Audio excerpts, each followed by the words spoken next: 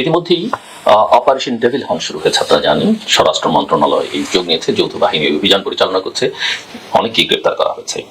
স্বরাষ্ট্র মন্ত্রণালয়ের পক্ষ থেকে একটা ব্রিফিং এ বলা হয়েছিল রোববারে যে যেসব দেশে বিপ্লব হয়েছে সেখানে পরাজিত শক্তিকে কেউ রাখেনি, আমরা অতটা অমানবিক হতে পারিনি, পরাজিত ফ্যাসিস্ট শক্তির মতো আমরা অমানবিক ও নির্দয় হতে পারিনি, কারণ মানবাধিকারের জন্য জুলাই আগস্টে আন্দোলন এবং অভ্যুত্থান হয়েছে।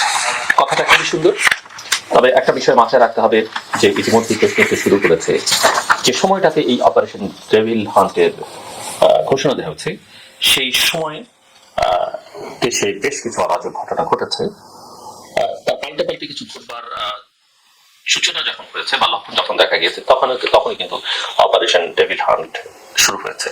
এবং বেশটা সে কারণেই যে এর আগে যে অনাচারগুলো ঘটলো সারা দেশে, সেগুলোকে প্রতিরোধ করবার, যানবাহন রক্ষা করবার কোন চেষ্টা কেন স্বরাষ্ট্র মন্ত্রণালয় উদ্যোগ নিল না, সেটা অনেকের মধ্যে নানা সন্দেহ তৈরি করেছে।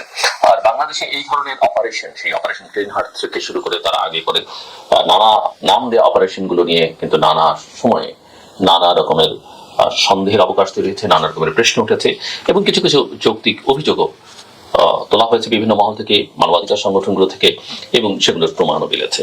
আমরা এখনো 5ই অগস্টে যে থানাগুলো থেকে লুট হয়ে যাওয়া অস্ত্র উদ্ধারের কোনো চেষ্টা দেখিনি। এতদিন এই অপারেশন কোথায় ছিল, কেন করা হলো না, সেই প্রশ্ন কিন্তু তোলাই যেতে পারে। এবং একটা কথা অনেকেই বলছেন যে মানবাধিকারের প্রশ্ন যখন তোলা হয় যে আইনই আছে তল্লাশি আটকের সময়, আইন ও নির্দেশনা ঠিক মতো মানলে সমস্যা হওয়ার কথা না। 5ই আগস্টের আগে থেকে সেনাবাহিনী মাঠে আছে আমরা জানি, এবং তাদের ম্যাজিস্ট্রেসি পাওয়ার দেওয়া হয়। দেশে চলমান যৌথ বাহিনীর অভিযানের মধ্যে কিন্তু অপারেশন ডেভিল হান্ট শুরু হয়েছে। আমরা চাই যে সরকার যেন এই বিষয়টা সতর্ক থাকেন, যে কোনো মানবাধিকার পরিস্থিতি যেন খারাপের দিকে না যায়, কারো মানবাধিকার যেন লঙ্ঘন না হয়, এবং একই সঙ্গে এটা আমাদের প্রত্যাশা থেকে যে পুরো বিষয়টা রাজনৈতিক উদ্দেশ্যে যেন ব্যবহৃত না হয়। অনেকে বলতে পারেন যে রাজনৈতিক উদ্দেশ্যের কথা কেন বলছি, সরকারটা তো একটা নিরপেক্ষ সরকার, নির্দলীয় সরকার। এটা বলবার এখন খুব একটা সুযোগ আছে বলে মনে হয় না, কারণ ইতিমধ্যে সরকারে থাকা অনেকেই একটা বিশেষ দল গঠন করবার প্রক্রিয়ার সঙ্গে যুক্ত আছেন। যারা সেই দলে যুক্ত হবেন তাদের মধ্যে কেউ কেউ সরকার থেকে পদত্যাগ করবেন বলা হচ্ছে, কিন্তু এই প্রক্রিয়ার সঙ্গে যারা যুক্ত আছেন সবাই পদত্যাগ করবার সিদ্ধান্ত এখনো নিচ্ছেন না। আর এই প্রক্রিয়াটাকে সমর্থন যে সরকার প্রধান নিজেও করছেন, সেটাও তার লন্ডনের ফাইন্যান্সিয়াল টাইমস পত্রিকার সঙ্গে ইন্টারভিউতে কিন্তু প্রকাশিত হয়েছে। সব মিলিয়ে সরকার ইতিমধ্যেই তার নিরপেক্ষতা প্রশ্নের মুখে ফেলে দিয়েছে, কিন্তু তারপর আমরা আশা করি যেহেতু সবার সমর্থনই সরকার আছে, নতুন করে জটিলতার মধ্যে আমরা যেতে চাই না। আমরা আশা করবো যারা নতুন দল গঠন করবার প্রক্রিয়ার মধ্যে আছেন, যে তিনজন অন্তত বিশেষ করে, এবং তাদের যদি কেউ সমর্থন দিয়ে থাকেন, পারসেপশন আছে তাদের সরকারের ভেতরে থাকা কেউ কেউ সমর্থন দিচ্ছেন, নানাভাবে সহায়তা করছেন, এবং কারো কারো অফিসও ব্যবহৃত হচ্ছে এই নতুন দল করবার কাজে। তারা সবাই মিলে পদত্যাগ করলে সবচেয়ে ভালো হয়, তাদের জন্য ভালো, সরকারের জন্য ভালো, এবং দেশের আগামী দিনে গণতান্ত্রিক উত্তরণের প্রক্রিয়ার জন্য ভালো। 3জন 4জন 5জনের মধ্যে 1জন 2জন পদত্যাগ করবেন, অন্যরা করবেন না, একেবারে শেষ মুহূর্তে গিয়ে করবেন, সেটা বোধহয় ঠিক হবে না। কারণ পারসেপশন যেটা তৈরি হচ্ছে সেটা হচ্ছে যে অন্তত 3জন তো বটেই, এর সঙ্গে আরো 2-4জন যুক্ত আছেন যারা এই দল গঠনের প্রক্রিয়ার মধ্যে প্রত্যক্ষ বা পরোক্ষভাবে যুক্ত আছেন। এবং এটা মাথায় রাখতে হবে যে রাজনীতিতে পারসেপশন ম্যাটার করে। আপনি ভালো করলেন কি খারাপ করলেন তাতে খুব বেশি যায় আসে না, পারসেপশন কি মানুষ কিভাবে দেখছে সেটা অত্যন্ত গুরুত্বপূর্ণ। এবং শুরু থেকেই জনগণ, রাজনৈতিক দলগুলো এটা কোনোভাবে অস্বীকার করবার কোনো সুযোগ নেই। যারা ক্ষমতা আছেন তারা অস্বীকার করতে পারবেন না যে সরকারকে সবাই সহযোগিতা করতে চেয়েছে, এখনো সবাই সহযোগিতা করতে চায়, এবং সহযোগিতা করবার চেষ্টাটা যতখানি লক্ষণীয়, সহযোগিতা দেওয়ার চেষ্টা তো ততখানি লক্ষণীয় নয়। কিন্তু সরকারের ভূমিকা দেখে এটা মনেই হয় যে অগ্রাধিকার ভিত্তিতে যে কাজগুলো তাদের করবার কথা সেসবের দিকে তাদের খুব একটা মনোযোগ নেই। এবং আমাদের উদ্বেগটা, উৎকণ্ঠাটা এই জায়গাটাতে যে কোনো কোনো ঘটনায় মনে হচ্ছে দেশে যেন সরকারের অস্তিত্ব নেই। বিশেষ করে সাম্প্রতিককালে 32 নম্বরের বাড়ি ভাঙচুর থেকে শুরু করে সারা দেশে যে তাণ্ডব হয়েছে, তাতে সরকার, পুলিশ, সেনাবাহিনী কোনো কিছু ছিল এটা তারা প্রমাণ করতে পারেনি। পুলিশ বলেছে যে তারা চেষ্টা করেছেন, চেষ্টার কোন লক্ষণ আমরা দেখিনি। সেনাবাহিনীকে আমরা 32 নম্বরে যেতে দেখেছি, আবার তাদের চলেও আসতে দেখেছি। কেন তারা গেলেন, কেন ফেরত আসলেন, তার কোনো সুস্পষ্ট ধারণা আমাদের কাছে নেই। তো আমরা যেটা দেখছি যে সরকারের কর্মকাণ্ডে কর্তৃত্ব বলি, দায়িত্ব বলি, এই দুটো বিষয়ের মধ্যে অসঙ্গতি রয়েছে, যথেষ্ট পরিমাণে অবহেলা রয়েছে। এবং এইসব ঘটনাবলীকে উস্কানিদাতা হিসেবে যদি আমরা সাইকোপ্যাথ বা বিগত দিনে ক্ষমতায় থাকাদের অভিযুক্ত করি, তাহলে এখন যারা ক্ষমতা আছেন এইসব ঘটনায় তারা অনেকখানি আশকারা দিয়েছেন সেটা বললে অত্যুক্তি হবে না। এবং ফেসবুকে যদি সরকারের সমর্থক হিসেবে পরিচিত লোকজন যারা কোনো ন্যায়সঙ্গত কথা বললে অনেকে হঠাৎ করে খুব ছাপিয়ে পড়ে, সেই আওয়ামী স্টাইলের মতোই নানাভাবে যে যুক্তিগুলো তারা তুলে ধরবার চেষ্টা করছেন, আমরা উপদেষ্টারা তাদের প্রতি সম্পূর্ণ শ্রদ্ধা রেখে বলছি যে ভাষায় তাদের যুক্তি তর্কগুলো তুলে ধরবার চেষ্টা করছেন, কথা বলছেন, কোনো কোনো সময় সেসবের মধ্যে বিরোধ তৈরি হচ্ছে, তাদের একজনের কথা সঙ্গে আরেকজনের কথার আমরা মিল খুঁজে পাই না, এবং কোনো কোনো ক্ষেত্রে তাদের নিজেদের কথার মধ্যে যথেষ্ট পরিমাণের অসঙ্গতি, অর্থাৎ সকালের কথা বিকেলের কথাকে একসঙ্গে বেলানো যায় না।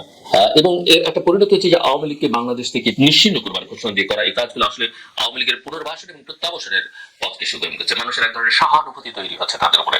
এই ঘটনাগুলো যদি 5, 6, 7 অগাস্ট হতো যৌক্তিক হতো না, কিন্তু মানুষ কিন্তু হয়তো স্পন্টেনিয়াস একটা ঘটনা হিসেবে মেনে নিত, এবং মানুষের অনেকের কাছে সেটা যৌক্তিক মনে হতো। কিন্তু 6 মাস পরে যখন আমাদের স্ট্যাবিলিটির পথে হাঁটতে হবে, গণতান্ত্রিক উত্তরণের পথে হাঁটতে হবে, তখন এগুলো একেবারেই গ্রহণযোগ্য নয়। এবং জুলাই আগস্টের এই গণ অভ্যুত্থানের ব্যক্ত যে বৈষম্যহীন বাংলাদেশের যে আকাঙ্ক্ষা বর্তমান সরকারের কার্যক্রমে তার প্রতিফলন দেখা যাচ্ছে, এই প্রশ্ন যদি কৌতূহলের তার উত্তর হবে এক কথা না, সেটা দেখা যাচ্ছে না। বরং বৈষম্য এবং নিপীড়নমূলক জবরদস্তি, মব জাস্টিস, নিপীড়নমূলক রাজনীতি, মানুষকে ভয় দেখানো, আতঙ্ক তৈরি করা, সৃজনশীল কর্মকাণ্ডের উপরে আক্রমণ করবার যে প্রবণতাগুলো তৈরি হয়েছে, তা পুরো গণ অভ্যুত্থানের আকাঙ্ক্ষার একটা বিপরীত। এবং ওই যে সাইকোপ্যাথের কথা বললাম আমরা, শেখ হাসিনা থেকে শুরু করে আওয়ামী লীগের সুবিধাভোগীদের বক্তব্য এবং ভূমিকা থেকে যেটা মনে হয় যে তাদের বিন্দুমাত্র অনুশোচনা হয়নি। আমি একথা বারবার বলছি যে তাদের মধ্যে আমি কারো মধ্যে কোনো রকমের ক্ষমা প্রার্থনা, অনেক দূরের কথা, অনুতাপ, অনুশোচনা, কষ্ট সেটা দেখতে পাইনি। এবং তারা যদি কোনো ধরনের চক্রান্তের পথে যায়, বাংলাদেশের জনগণকে তা মোকাবেলা করতে হবে এবং আমাদের সবাইকে মিলে সেটা করতে হবে। কিন্তু সেটা মোকাবেলার নামে একটা বিশেষ গোষ্ঠী আবার তাদের নিজেদের রাজনৈতিক স্বার্থে যেটা করছেন, সেটা করতে থাকলে, অব্যাহত থাকলে জনগণকে কিন্তু আবার এক করা অনেক কঠিন হয়ে দাঁড়াবে। অর্থাৎ সেই চক্রান্ত মোকাবেলায়, শেখ হাসিনা বা তার দোসরদের চক্রান্ত মোকাবেলায় অন্তর্বর্তী সরকারের দায়িত্বটাই কিন্তু প্রধান। কিন্তু সরকারের মনোযোগহীনতার কারণে এবং এই সহিংসতা এবং অবৈষম্য বৃদ্ধির রাজনীতি যদি বাড়তে থাকে, বিভিন্নভাবে জনগণ যদি নিরাপত্তাহীনতার মধ্যে পড়তে থাকে, তাহলে সেই চক্রান্ত মোকাবেলা করা সহজ হবে না। মানুষ নানা কারণে অতিষ্ঠ, আইন শৃঙ্খলা পরিস্থিতি খুবই খারাপ, দেশে চুরি, ছিনতাই, ডাকাতি এগুলো বেড়ে গেছে, দ্রব্যমূল্যের ঊর্ধ্বগতি মানুষের জীবনকে অতিষ্ঠ করে তুলেছে। তো আইন শৃঙ্খলা পরিস্থিতি, হামলা ভাঙচুর এই ঘটনাগুলো কমছে না, বরং সারা দেশ জুড়ে বাড়ছে।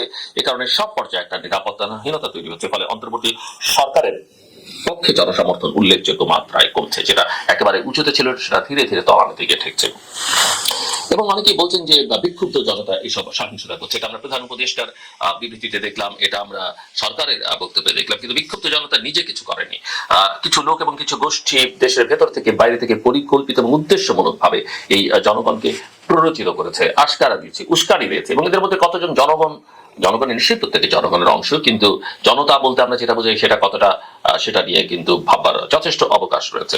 এবং এই রাজনীতি এবং বিভিন্ন ধরনের সহিংসতা বা সংঘাত সৃষ্টির পেছনে দেশি বিদেশি নানা জনের ভূমিকা থাকতে পারে। আমি এই কথাগুলো ইঙ্গিত করবার চেষ্টা করছি, অনেকদিন ধরে বলবার চেষ্টা করছি। সো অপারেশন ডেভিল হান্টের প্রসঙ্গে যেটা আমি কথা শুরু করেছিলাম, যৌথ বাহিনীর ভূমিকায় পূর্বের ভূমিকার কথা কিন্তু আমাদের খুব সহজেই মনে পড়ে যায়। এবং বিভিন্ন সরকারের সময় যৌথ বাহিনীর এই ধরনের অপারেশনের রেকর্ডগুলো কিন্তু একেবারেই ভালো নয়। আওয়ামী লীগ আমলের যে পুরনো ফর্মুলা, সেই ফর্মুলাই এখন চলছে, সেই ফর্মুলা এখন মামলা হচ্ছে, সেই ফর্মুলাই আদালত, পুলিশ, যৌথ বাহিনী এদের যেভাবে ব্যবহার করা হচ্ছিল, এখনো সেই একই ধরনের তৎপরতা আমরা দেখতে পাচ্ছি। কথাবার্তার ধরনে একই রকম। প্রত্যেকে কাজ করবার সময় ভাবেন সরকারে যারা আছেন, বিশেষ করে ছাত্র নামে যারা আছেন, তারা কি ভাবছেন, তারা কি বলছেন, সরকারে বা সরকারের কাছাকাছি যারা আছেন, সেটা একটা গুরুত্বপূর্ণ বিষয় হয়ে দাঁড়িয়েছে। তো এখানে প্রতিষ্ঠানগুলো স্বাধীনভাবে কাজ করছে সেটা বলা যাবে না। সরকারের অবস্থান স্পষ্ট করতে হবে, এটা আমাদের মূল কথা, যে তারা আসলে কি চায়, তারা কি নির্বাচন চায়, তারা কি নিরপেক্ষ থাকতে চায়, তারা কি দল করতে চায়, দীর্ঘদিন ক্ষমতায় থাকতে চায়, এটা তাদের আসলে পরিষ্কার করবার সময় এখন, চূড়ান্ত সময়। নাহলে মানুষ সহ্য করবে না, রাজনৈতিক দলগুলো সহ্য করবে না। সরকারের মধ্যে যারা আছেন তাদের মধ্যে চিন্তার ঐক্য এবং অবস্থানের ঐক্যটা খুবই পরিষ্কার হওয়া উচিত। আরেকটা বিষয় হচ্ছে যে রাজনীতির বিভিন্ন পক্ষ, রাজনৈতিক দলও অন্তর্বর্তীকালীন সরকারের কাজে এখন আর সন্তুষ্ট নয়। সেটা কিন্তু পরিষ্কার। সাম্প্রতিক সহিংসতার ঘটনা কোনো রাজনৈতিক দল সমর্থন করেছে, এমনকি কোনো ছাত্র সংগঠন সমর্থন করেছে, আমরা বিভিন্ন পত্র পত্রিকা রিপোর্ট থেকে কিন্তু সেটা দেখতে পাইনি। প্রধান উপদেষ্টা সমর্থন করছেন না, সরকার সমর্থন করছে না, কিন্তু তাদের বিবৃতিতে যথেষ্ট কন্ট্রাডিকশন রয়েছে। সেটা বলা যায় অতীতের মতো বিচার বহির্ভূত হত্যাকাণ্ড বা তৎপরতা, হয়রানি করা, গোয়েন্দা সংস্থাগুলো এসে তুলে নিয়ে যাওয়া এবং পুরোনো দিনের মতো সেই গল্প বানানো, এগুলোর কিছু কিছু লক্ষণ কিন্তু এখনো দেখা যাচ্ছে।